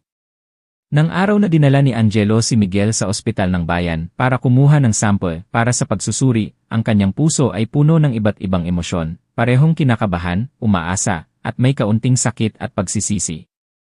Mahigpit niyang hinawakan ang maliit na kamay ni Miguel, naramdaman ang init at tiwala na ipinapasa ng kanyang anak. Hindi nagpakita ng takot o pagtataka si Miguel, tahimik lang siyang nakatingin sa kanyang ama, ang kanyang mga mata ay malinaw at puno ng tiwala. Lumabas ang resulta ng DNA test pagkatapos ng ilang araw ng paghihintay. Nanginginig na binuksan ni Angelo ang sobre na naglalaman ng resulta, nanginginig ang kanyang kamay na halos mahulog ang papel. Huminga siya ng malalim at dahan-dahang binasa ang bawat linya. At pagkatapos, tila sumabog ang kanyang mga mata nang makita ang nakasulat na konklusyon sa dulo ng pahina, batay ag resulta ng pagsusuri ng DNA. Hindi maaaring itanggi Benji pagiging mag-ama ni na Ginoong Angelo Santos iti Miguel de la Cruz. Iyan ay pagkakatugma lilay 79.7%. Muling tumulo ang mga luha ni Angelo, ngunit sa pagkakataong ito ay hindi na luha ng sakit at pagsisisi, kundi luha ng kaligayahan, ng kalayaan. Mahigpit niyang niyakap ang papel sa kanyang dibdib, na parang nabunutan ng 1,000 kilong pasanin na matagal nang nakapatong sa kanyang balikat. Mabilis niyang kinuha ang papel at tumakbo pabalik sa kubo, kung saan naghihintay sina Isabela at Miguel. Isabela! Miguel! May resulta na! May resulta na, sigaw ni Angelo mula sa labas, basag ang boses sa tuwa at emosyon. Mabilis na lumabas sina Isabela at Miguel sa bakuran. Sumugod si Angelo, niyakap silang dalawa, basag ang boses at hindi makapagsalita. Itinaas niya ang resulta, puno ng luha ang mga mata, anak ko si Miguel. Tunay kong anak si Miguel, Isabela. May awa ang Diyos, hindi niya tayo pinabayaan. Hindi rin napigilan ni Isabela ang kanyang mga luha. Mahigpit niyang niyakap si Angelo, niyakap si Miguel, at umiyak ng husto. Sa loob ng maraming taon, mag-isa niyang tiniis ang napakaraming masasakit na tsismis, ang napakaraming mapanuring tingin. Ngayon, malinaw nang napatunayan ang katotohanan, hindi na maitatanggi. May ama na ang kanyang anak, isang tunay na ama, isang amang mahal na mahal siya. Nagtatakang nakatingin si Miguel sa dalawang matandang nag-iyakan. Hindi pa niya lubos na nauunawaan ang kahulugan ng papel na hawak ng kanyang ama, ngunit naramdaman niya ang isang malaking kagalakan, isang walang hanggang kaligayahan na kumakalat sa hangin. Niyakap din niya ang lieg ng kanyang ama, niyakap ang kanyang ina, at mumiti ng malapad. Binitawan ni Angelo si Isabela, pagkatapos ay lumuhod sa harap ni Miguel, hinawakan ang maliliit na kamay ng bata, tumingin ng malalim sa malinaw na mga mata ng kanyang anak, nanginginig ang boses sa emosyon. Miguel, alam mo ba? Ako ang tunay mong ama. Ang iyong ama, Angelo. Mula ngayon, may ama ka na, anak. Tumingin si Miguel kay Angelo, pagkatapos ay tumingin kay Isabela na nakatayo sa tabi, nakangiti sa gitna ng mga luha. Ang mga mata ng bata ay may kaunting pagkagulat, pagkatapos ay dahan-dahang naging isang nagniningning na kagalakan. Ilang beses na niyang pinangarap na magkaroon ng isang ama, isang amang tulad ni Tio Angelo na mahal niya. Ngayon, ang pangarap na yon ay naging totoo. Ama, mahinang tawag ni Miguel, medyo nag-aatubili pa, nahihiya ngunit puno ng damdamin. Anak ko! Nandito na si ama, niyakap ni Angelo si Miguel, hinalikan ang kanyang itim at malambot na buhok. Ang unang ama pagkatapos ng 7 mahahabang taon ng pagkakahiwalay, sagrado at nakakaantig. Ito ay parang isang malamig na agos ng tubig na nagdidilig sa tuyong kaluluwa ni Angelo, nagpapagaling sa lahat ng sakit at pagdurusa sa kanyang puso. Nakatayo sa tabi si Isabela, tahimik na nakatingin sa mag-amang nagyayakapan, ang kanyang puso ay puno ng walang hanggang kaligayahan. Patuloy pa ring dumadaloy ang mga luha sa kanyang pisngi, ngunit sa pagkakataong ito ay luha ng kalayaan, ng tiwala at pag-asa sa isang mas maliwanag na hinaharap para sa buong pamilya.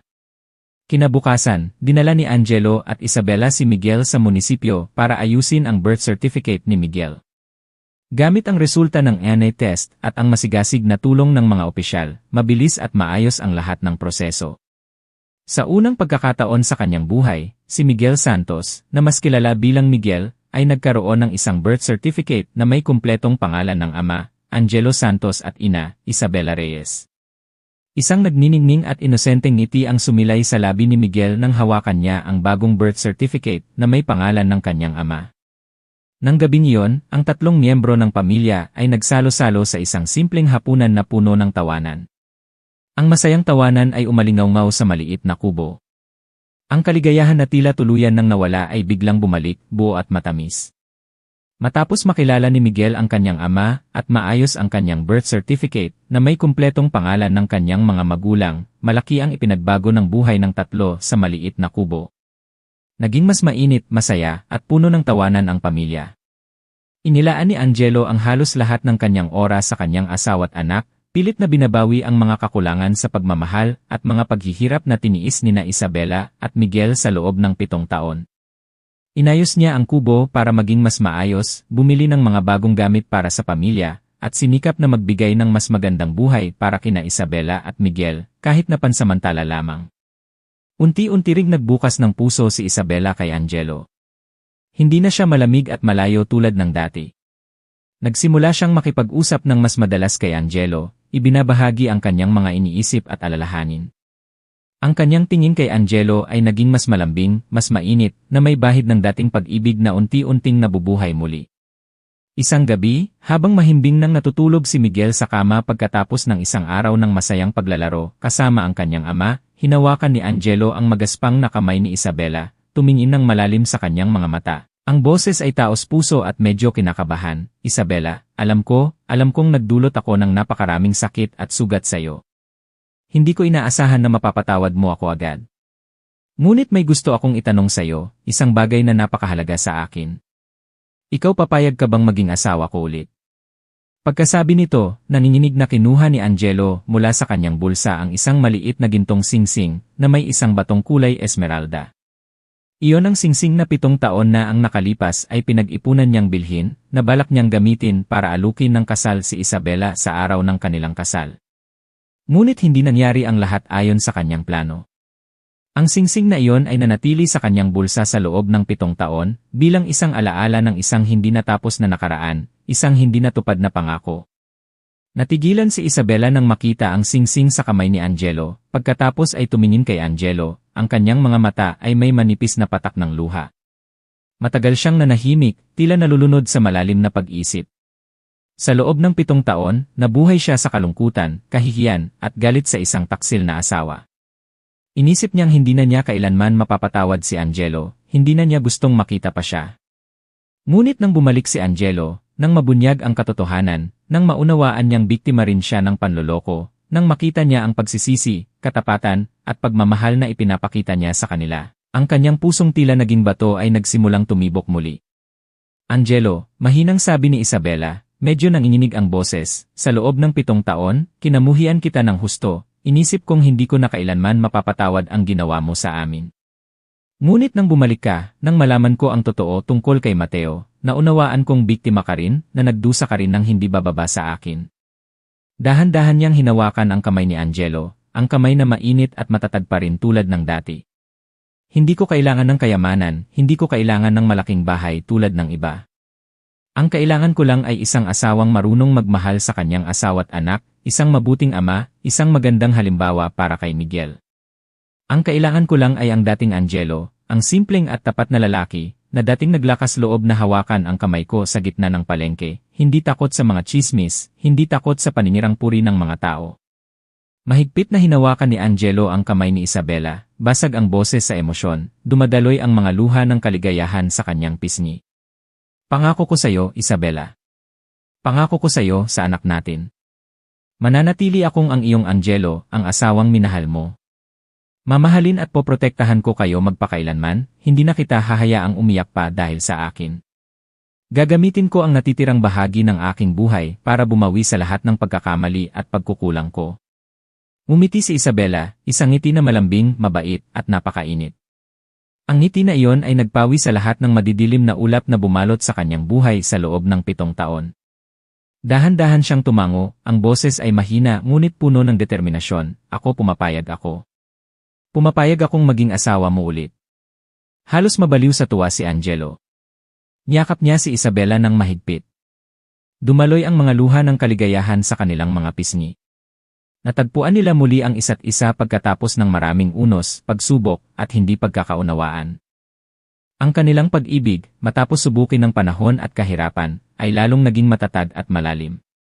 Kinabukasan, dinala ni Angelo, Isabela, at Miguel ang kanilang sarili sa munisipyo para ayusin ang kanilang kasal.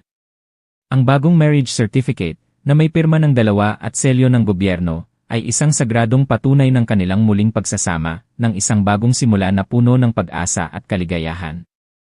Ang mga tao sa baryo na nakakaalam ng kwento ay masaya para kina Angelo at Isabela. Nakita nila ang tunay na pag-ibig at sakripisyo ng dalawa para sa isa't isa. Sa desisyong manatili sa probinsya at iugnay ang kanyang buhay sa mahirap na baryo Antipolo, agad na sinimulan ni Angelo ang pagbuo ng isang bagong buhay, hindi lang para sa kanyang maliit na pamilya kundi para sa buong komunidad. Hindi lang niya gustong bumawi sa mga pagkawala ni na Isabela at Miguel, kundi gusto rin niyang gumawa ng isang bagay na makabuluhan para sa kanyang bayan, ang lugar kung saan siya isinilang at lumaki, kung saan nakalibing ang kanyang ina. Ang unang ginawa ni Angelo ay ipagiba ang luma at sirasirang bahay ng kanyang ina, ang bahay na naging saksi sa maraming masasaya at malulungkot na alaala ng kanyang kabataan. Ngunit ito rin ang lugar na nagdala ng sakit at kalungkutan sa kanyang ina sa mga huling araw nito. Sa halip, sa mismong lupang iyon, nagpatayo siya ng isang maliit, ngunit maayos at malinis na aklatan, na may kumpletong mga aklat at comics na angkop sa edad ng mga bata sa baryo. Gusto niyang magkaroon ng isang lugar ang mga mahihirap na bata sa baryo Antipolo para magbasa, maglaro, at matuto, para magkaroon sila ng mas maliwanag na hinaharap. Hindi na kailangang danasin ang hirap ng pagiging hindi nakapag-aral tulad ng henerasyon ng kanilang mga magulang. Ang aklatan ay pinangalanang Iaklatan ng Pag-asa. Si Miguel, matapos magkaroon ng kumpletong birth certificate, ay pinag-aral ng kanyang ama sa elementarya ng baryo. Dahil matalino at masipag mag-aral ang bata, mabilis siyang nakisama sa kanyang mga kaibigan at sa bagong kapaligiran. Araw-araw pag-uwi mula sa eskwelahan, masayang ikinukwento ni Miguel sa kanyang mga magulang ang mga bagong bagay na natutunan niya sa paaralan, ang mga pulang 1-0 sa kanyang kwaderno. Sa pagtingin sa kanyang masaya at malusog na anak, na lalong nagiging responsable, naramdaman ni na Angelo at Isabela ang labis na kaligayahan at pagmamalaki. Si Isabela, sa tulong at suporta ni Angelo, ay muling natagpuan ang saya at kahulugan sa buhay. Hindi na siya ang malungkot at mapagtiis na babae sa kubo. Nagboluntaryo siyang mamahala sa Aklatan ng Pag-asa, at nagbukas din ng isang libreng klase sa kindergarten sa Aklatan para turuan at alagaan ang mga mahihirap na bata sa baryo na hindi pa sapat ang edad para mag-aral. Ang masayang tawanan at kantahan ng mga bata araw-araw ay nagbigay ng sigla at buhay sa Aklatan at sa baryo Antipolo. Ang mga taga-Antipolo, matapos malaman ang buong kwento ng pamilya ni na Angelo at Isabela, ay tuluyan ng nagbago ng kanilang saloobin. Hindi na sila nagsitsismisan sa likuran, kundi napalitan ito ng pakikiramay, pag-unawa, at tapat na pagmamahal. Nakita nila ang katapatan at pagmamahal sa magulang ni Angelo, ang pagtitiis at sakripisyo ni Isabela, at ang walang hanggang pag-ibig nila sa isa't isa at kay Miguel. Nagpapasalamat din sila sa mga mabubuting gawa ni Angelo para sa baryo. Si Lolo Francisco ang pinakamasaya sa lahat. Itinuring niyang parang sariling apo sina Angelo, Isabela, at Miguel. Madalas siyang dumalaw sa bahay ni Angelo, minsan ay nagdadala ng mga hinog na mangga mula sa kanyang hardin para kay Miguel, minsan naman ay nakikipagkwentuhan kina Angelo at Isabela tungkol sa mga nangyayari sa baryo. Naramdaman niyang nagkaroon ng karagdagang kahulugan ang kanyang buhay nang masaksihan niya ang ganap na kaligayahan ng kanilang pamilya. Si Mateo naman, matapos imbestigahan ng mga otoridad ng barangay at mapatunayan ang kanyang mga panloloko, pagnanakaw, paninirang puri, at panggugulo, ay naparusahan ng naayon sa batas. Hinatulan siya ng pagkakakulong dahil sa kanyang mga kasalanan. Iyon ay isang karapat-dapat na parusa para sa isang walang konsensya at masamang tao na ipinagbili ang kanyang pagkakaibigan at konsensya para lamang sa kasakiman at pagkamakasarili. Ang dating mahirap na Baryo Antipolo ay tila nagsuot ng bagong damit, isang bagong buhay. Hindi lang sa mga pagbabago sa infrastruktura tulad ng sementadong kalsada at maayos na aklatan, kundi higit sa lahat, sa pagbabago sa pag-isip at damdamin ng bawat mamamayan. Ang pagkakaisa at pagtutulungan sa baryo ay lalong tumibay. Ang mga tao ay namuhay ng mas payapa, mapagmahal at nagtutulungan. At lahat ng positibong pagbabagong iyon ay may malaking kontribusyon mula kay Angelo, ang anak na bumalik mula sa malayo. Dumating na rin ang ika-8 anibersaryo ng pagkamatay ni Inay Maria. Ngunit ngayong taon, ang kapaligiran sa pamilya ni Angelo, sa buong Baryo Antipolo, ay hindi na malungkot at nagluluksa tulad ng mga nakaraang taon. Sa halip, ito ay isang marangal, mainit, at higit sa lahat, puno ng saya at kaligayahan. Dahil ang araw ng anibersaryo ng pagkamatay ng kanyang ina, ay siya ring araw na nagpasya sina Angelo at Isabela na magpakasal muli. Isang kasal na hindi magarbo, walang maraming handa, walang magagarang sasakyan, ngunit puno ng pagmamahal, na may presensya at basbas ng lahat ng taga-baryo, ang mga taong naging saksi sa kanilang magulo, ngunit magandang kwento ng pag-ibig. Maagang maaga, magkahawak kamay sina Angelo at Isabela, kasama si Miguel, na nakasuot ng mga bagong damit at may dalang mga alay na prutas, tinapay, at kandila, ay nagpunta sa puntod para mag-alay ng insenso para sa ina ni Angelo. Ang puntod ni Inay Maria ay ipinaayos ni Angelo, malinis at napapaligiran ng mga nagniningning na dilaw na krisantemo. Lumuhod si Angelo sa harap ng puntod ng kanyang ina, nagsindi ng isang insenso, basag ang boses, puno ng luha ang mga mata. Inay, ngayon po ang anibersaryo ng inyong pagkamatay. Nakabalik na po ako. Natagpuan ko na po sina Isabela at Miguel, Inay. Patawarin niyo po ako sa mga nakaraang taon na nag-alala at nalungkot kayo dahil sa akin. Isa po akong suwail na anak. Ngayon, sa harap ng inyong puntod, ipinapangako ko po sa inyo, mamumuhay po ako ng maayos, aalagaan at mamahalin ko po sina Isabela at Miguel ng lubos, hindi ko na po sila hahayaang magdusa pa. Inay sa langit, sana po ay gabayan niyo kami para maging malusog, payapa, at masaya.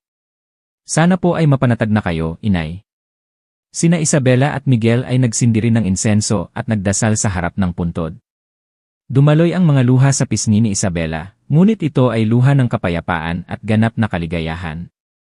Si Miguel naman ay nagdasal para sa kaluluwa ng kanyang lola, para sa kaligayahan ng kanyang mga magulang. Ang kasal ay ginanap ng simple, ngunit mainit sa bakuran ng bahay ni Angelo, ang bahay na ipinatayo niya sa dating lupa ng kanyang ina. Ang mga taga-baryo, mula sa matatanda hanggang sa mga bata, ay dumalo para makiisa sa kasiyahan at batiin ang bagong kasal. Ang masayang tawanan at musika ay umalingaw-ngaw sa maliit na baryo. Si Lolo Francisco, bilang pinakamatanda at pinakarespetadong tao sa baryo, ay inimbitahang maging ninong nina Angelo at Isabela.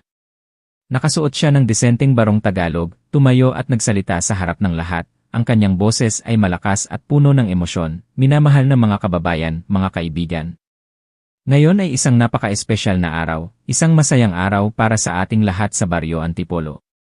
Sina Angelo at Isabela, matapos ang maraming taon ng pagkakahiwalay, hindi pagkakaunawaan, at pagdaan sa maraming unos sa buhay, ay sa wakas ay natagpuan muli ang isa't isa, bumalik sa piling ng isa't isa. Ang kanilang pag-ibig ay nalampasan ang lahat ng pagsubok at namunga. Sa masayang araw na ito, ako, isang matanda sa baryo, ay may isang maliit na tula para batiin ang walang hanggang kaligayahan ng dalawa. Ang landas ng buhay ay liko-liko. Minsan ay naliligaw, minsan ay nagugulo. Minsan ay tila nawawala ng pag-asa. Ang mahalaga ay marunong huminto sa tamang oras. Marunong aminin ang pagkakamali, bumalik sa tamang lugar. Hanapin muli ang pamilya para manatiling buo. Ngayon, ang Antipolo ay nagdiriwang, anong saya. Naway maging maligaya sina Angelo at Isabela habang buhay. Naway magkaroon sila ng maraming anak na magiging dangal ng kanilang angkan. Naway ang kanilang pag-ibig ay maging matatag at tapat. Umalingaw ang malakas na palakpakan. Itinaas ng lahat ang kanilang mga baso para batiin ang kaligayahan nina Angelo at Isabela. Ang nagniningning na ngiti ay hindi nawala sa mga labi nina Angelo at Isabela. Nagtinginan sila, ang kanilang mga mata ay puno ng pagmamahal, pasasalamat, at pagpapahalaga. Alam nilang mula ngayon, hindi na sila magkakahiwalay pa. Nang gabi, matapos umuwi ang karamihan sa mga bisita, at naiwan na lamang ang ilang malalapit na kamag-anak at kaibigan ni Angelo mula sa Maynila, ang kapaligiran sa maliit na bahay ni Angelo ay puno pa rin ng tawanan. Sa tabi ng mainit na apoy sa bakuran, nakaupo sina Angelo, Isabela, at Miguel kasama si Lolo Francisco at ilang kaibigan, habang umiinom ng mainit na tsaa at nagbabalik tanaw sa mga masasaya at malulungkot na alaala. Ang kapaligiran ay napakapayapa, mainit at puno ng kaligayahan. Ang tunog ng apoy, ang huni ng mga insekto sa hardin, ang ihip ng hangin sa mga kawayanan, at ang tawanan at kwentuhan ng lahat ay nagsama-sama, lumilikha ng isang awit ng pamilya, isang musika ng pag-ibig at payapang pagsasama. Si Miguel, matapos ang isang mahabang araw ng paglalaro, nakasuot ng magandang damit, at kumain ng maraming masasarap na pagkain, ay nagsimulang antukin sa kandungan ng kanyang ama. Ang kanyang mga mata ay pumipikit na, ngunit ang kanyang bibig ay gumagalaw pa, dahan-dahang isinandal ang kanyang ulo sa dibdib ni Angelo, ang boses ay inaantok, "Ama, inay, ang saya po, no? Sana po araw-araw ganito, no, ama?" Pagkatapos ay nagtanong siya ng isang inosenteng tanong, "Bukas babalik po ba tayo sa kubo, ama?" Ngumiti si Angelo, dahan-dahang hinaplos ang malambot na buhok ng kanyang anak, ang boses ay puno ng pagmamahal, "Hindi na, anak." Ang kubo na iyon ay naging isang magandang alaala na, isang maliit na tahanan sa puso nating lahat. Mula ngayon, dito na tayo titira, sa bagong bahay na ito, ang bahay ng ating pamilya. Sabay-sabay nating bubuin ang isang bagong buhay, isang mas magandang hinaharap, anak. Nakaupo sa tabi si Isabela, tahimik na nakatingin sa kanyang asawa't anak, ang kanyang puso ay puno ng walang hanggang kaligayahan, isang kakaibang kapayapaan na matagal na niyang hindi naramdaman. Dahan-dahan niyang isinandal ang kanyang ulo sa balikat ni Angelo, naramdaman ang pamilyar na init at katatagan mula sa asawang mahal niya. Ang lahat ng uno sa buhay ay tila naiwan na sa likuran, na nagbigay daan sa kapayapaan, pag-ibig, at pagkakaisa ng pamilya. Matulog ka na, mahal kong Miguel. Bukas, tuturuan kitang lumangoy sa ilog, at sa hapon, magpapalipad tayo ng saranggola sa ginintuang palayan, mahinang sabi ni Angelo sa tainga ng kanyang anak, ang boses ay puno ng init. Ngumiti si Miguel sa kanyang pagtulog. Marahil ay nananaginip siya ng isang napakagandang panaginip, isang panaginip na may ama, may ina, may isang buong pamilya, isang panaginip tungkol sa isang napakalaki at magandang saranggola na lumilipad ng mataas sa asul na kalangitan, dala ang mga pangarap at pag-asa ng kanyang maliit ngunit masayang pamilya. Niyakap ni Angelo ng mahigpit sina Isabela at Miguel. Tumingin siya sa kalangitan na puno ng mga nagniningning na bituin, huminga ng malalim ng amoy ng kanyang bayan. Alam niyang ito ang tunay na kaligayahan, ang kahulugan ng buhay, ang bagay na matagal na niyang hinahanap sa gitna ng maunlad na syudad. Hindi ito tungkol sa maraming pera, hindi sa walang kabuluhang katanyagan, kundi sa simpleng at tapat na pag-ibig sa pagkakaisa ng pamilya. Sa labas, ang kabilugan ng buwan ng Hulyo ay nagniningning sa maliit na bakuran, nagbibigay ng ginintuang kulay sa buong paligid. Ang ihip ng hangin ay may dalang amoy ng hinog na palay mula sa malalayong bukirin. Isang maliwanag na hinaharap, isang bagong buhay na puno ng pangako ang naghihintay sa maliit na pamilya ni Angelo. At naniniwala siyang sa pamamagitan ng pag-ibig at pagkakaisa, malalampasan nila ang lahat ng pagsubok para bumuo ng isang tunay na masaya at matatag na tahanan. Huwag kalimutang mag-subscribe sa channel para mapanood ang mga pinakabagong video. Hanggang sa muli.